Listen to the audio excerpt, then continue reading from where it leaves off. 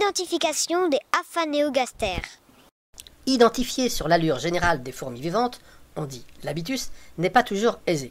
Comment par exemple différencier un aphéogastère d'un messor sur les deux sujets présents sur cette photo? Il y a des détails difficiles à distinguer, comme les épines dorsales, là. On utilise de ce fait des clés. Deux ont une valeur scientifique, la clé de Boer, le guide des fourmis de France ou d'Europe aux éditions Delachaux et Nestlé. En ligne, on a également la clé de Boer illustrée sur AntWiki. Les liens sont dans la description ci-dessous. On peut distinguer les aphanéogastères noirs de ceux qui sont jaunes. Allons voir les noirs.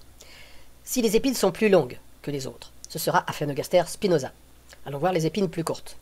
Si les épines sont courtes donc, et la pilosité fine avec une tête et un thorax sculptés, ce sera Aphanogastère gibosa. Si la pilosité est plus longue, dense, ce sera Aphanogastère senilis. La répartition permet également de savoir ce que l'on peut trouver. Retour au début et choix des aphanéogastères jaunes. La couleur jaune peut être très variable. Les fourmis de Lille ne sont pas celles de Perpignan. La coloration varie avec l'humidité. On appelle cela la mélanisation. Exemple, avec 2 aphanéogastères subterranéa.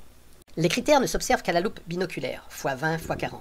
C'est ainsi. Identifier n'est pas une science divinatoire. Il faut observer les segments du funicule.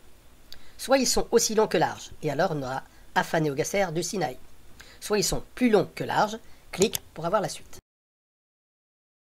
Soit les segments sont 1,5 fois plus longs que larges. Soit les segments sont plus de 1,5 fois plus longs que larges, c'est-à-dire très longs. On se retrouve avec 2 choix. Facile pour les différencier. Cela se situe au niveau des épines du thorax. L'un, les épines sont courtes, Aphanéogastère icnusa. L'autre, les épines sont longues, Aphanéogastère subterranea. Et oui, il faut une loupe. Retour à l'étape précédente, nous avons les segments longs et les segments très longs.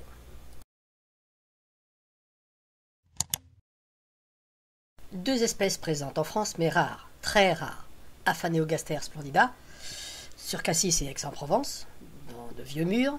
L'autre, Aphanéogastère sardoa, dans le Var à Le Canet, sur des oliveraies.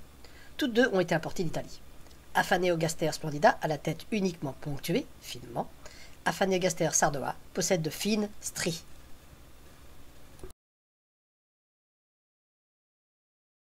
Voici donc les 8 aphanéogastères que l'on puisse trouver en France. Bon courage pour les identifications.